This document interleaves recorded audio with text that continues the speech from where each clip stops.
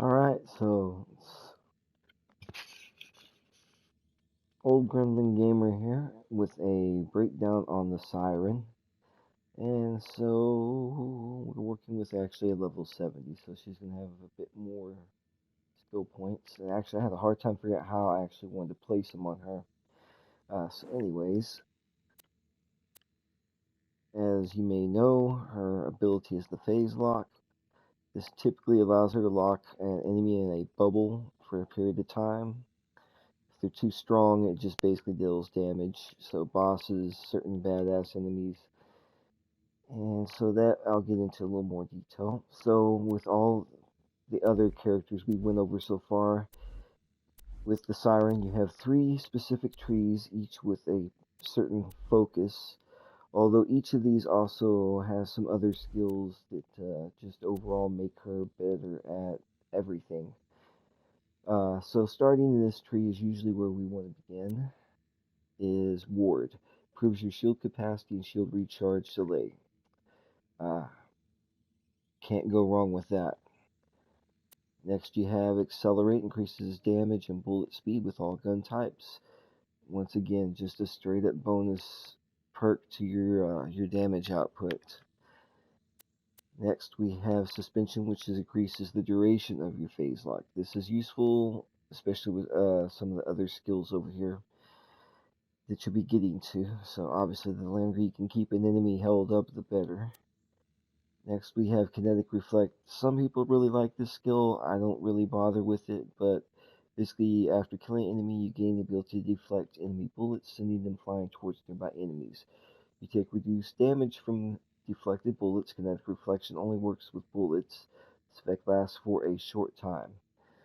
So I don't know, some people like it, but for the most part most people don't really use this one.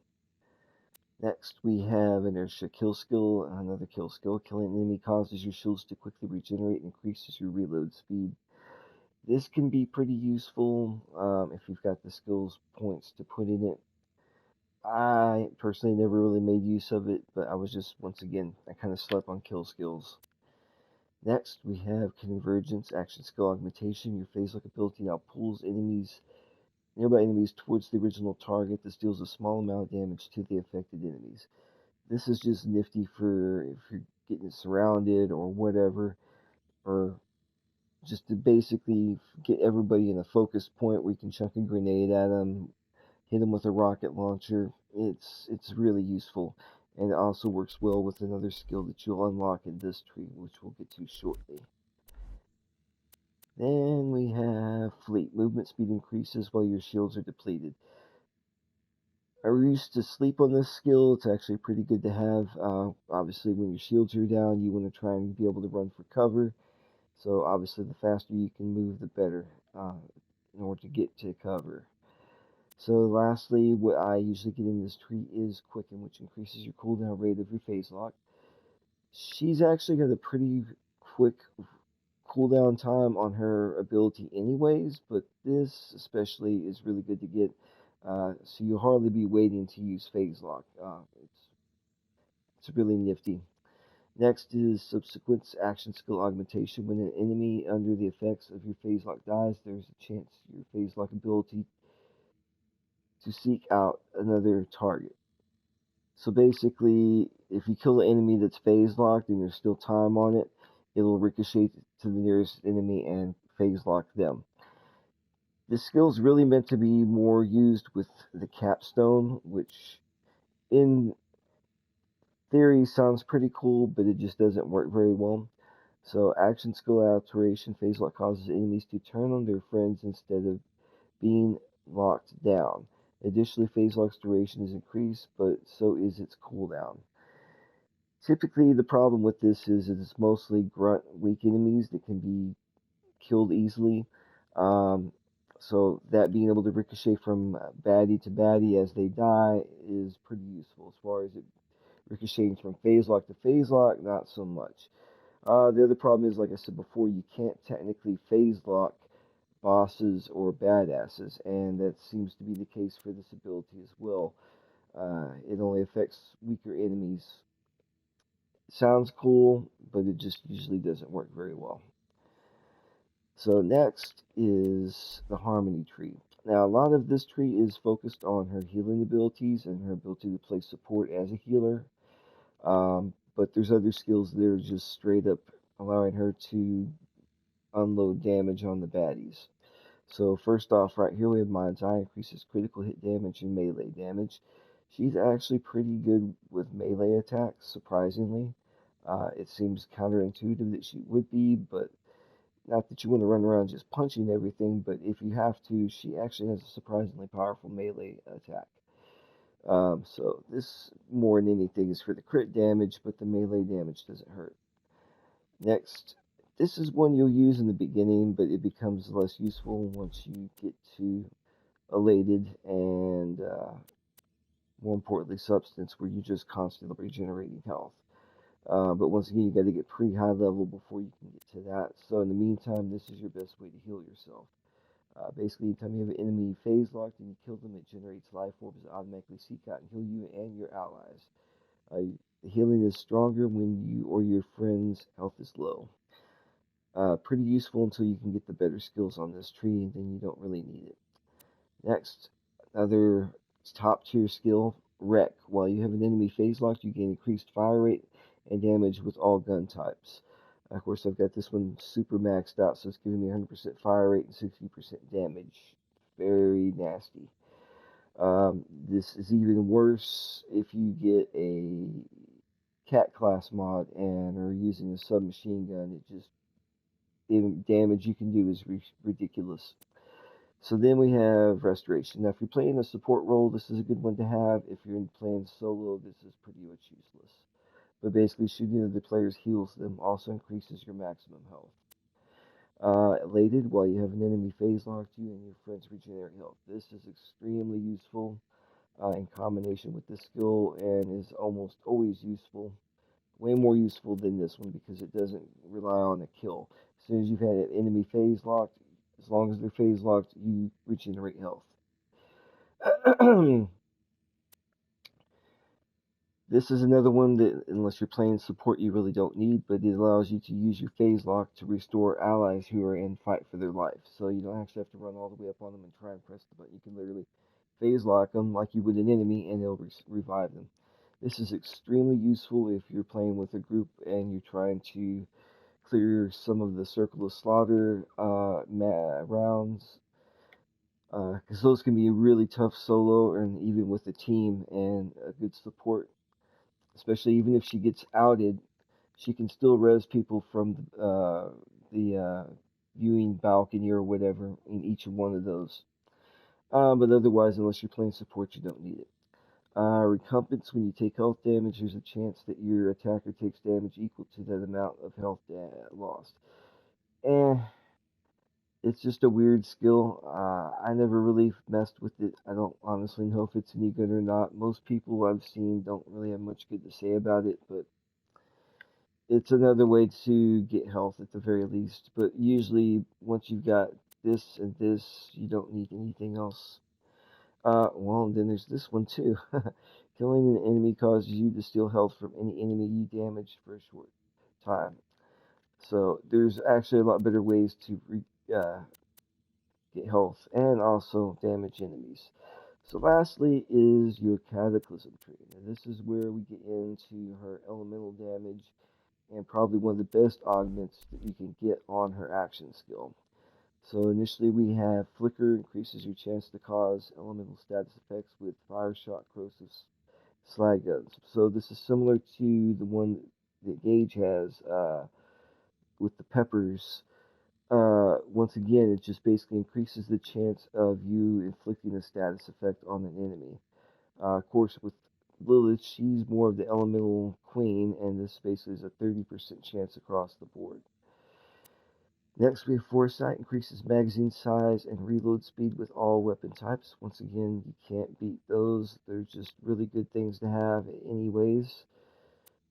Next, we have Helios. Phase lock enemy causes a fire explosion damaging all nearby enemies. This is especially useful when combined with this ability, Converge, because it's going to draw them all in, and then everybody gets hit with that fire explosion. It's nasty. So then we have Backdraft. Your melee attacks deal additional fire damage. Additionally, when your shields are depleted, you create a fire explosion, damaging nearby allies. Damaging nearby enemies. Your shields must be fully recharged between explosions. So it just kind of makes every shield a fire nova shield. In principle, it sounds pretty useful, but just not really all that great, to be honest. Next, we have Cloud Kill. This is a good one, only costs 1 skill point.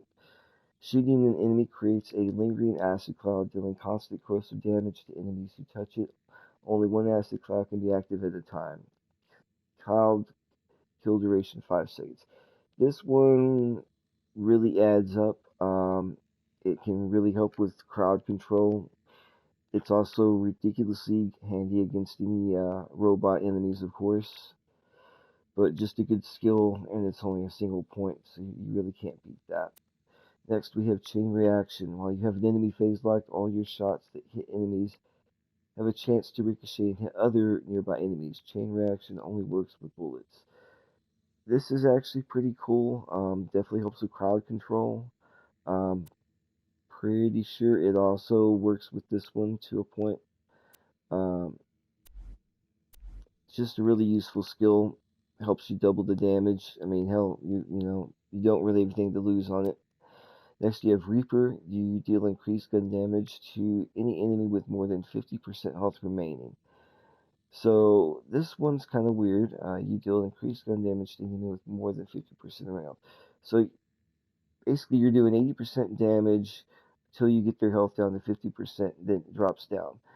Where this is especially nasty is because you very likely have inflicted with them some kind of dot damage over time, fire, electrocution, corrosion. So it'll catch up. It'll just melt the enemies. It just gives you a head start on everybody uh, with that added damage at the very beginning of their health bar. This is also really useful against bosses as well. It helps you give the early leg up on them. And we have Blight Phoenix. This, I think, is the one I was going to mention. It also works super well with this. Basically, killing an enemy causes. Wait, oh no, I'm getting ahead of myself. So, killing an enemy causes you to deal constant incendiary and corrosive damage to nearby enemies for a short time. The damage is based on your level and the level of Blight Phoenix. This is a stupidly powerful skill, especially useful when you're fighting a lot of mobs, multiple enemies. It just spreads like wildfire amongst the enemies. You combine that with that, like in Flicker, and the elemental damage is just stupid. Lastly, is Ruin. This is the one I was mentioning that works with the other augmentations. Action skill augmentation, phase lock now slags, electrocutes, and corrodes all nearby enemies. And also on top of that, you're still getting the fiery explosion. So it's basically hitting them with all 4 elements. And you can do this to a whole group of enemies if you know them with convergence. So this is a truly must-have skill. It just puts everything together, allowing her to just be really good at mobs or bosses. You can't really go wrong with Maya. She's a bit of a powerhouse, uh, and very versatile too, depending on how you want to play her. And using her as a support character is very viable, unlike I was mentioning before about Sal as a tank. Not that you can't do that, but in actual true viability, I have played and had other people play a support role with Maya, and it works really, really well. So the support role is truly viable, so it's always an option if you're playing multiplayer. And let's see, what am I currently using? So right now I'm using the cat class mod. So what this does, so machine gun damage up 114%, but I get hit to my accuracy of 36%. And if you're using something like Florentine, you're really not gonna. This thing shoots blobs of electricity and slag, so it's not like you have to be super accurate with it. But even if I wanted to, I could also have, I usually do, a Where is it? Yeah, Sandhawk. Once again, shoots a bird pattern shot and doesn't typically Shove his bird back require into its cage. a whole lot of accuracy Talon! because of that crazy flight Talon! pattern. You get in the cage, I'll feed you a skag But it egg, hits eh? like a bus. Where's my tuxedo t-shirt? It's a t-shirt. And so that's it for that. I'm also going to be doing some videos on breakdowns of the various class mods and also relics, because relics sometimes get overlooked, and they can be really vital to certain builds, which is improving a particular thing you want to beef up in general. But this is it for Maya.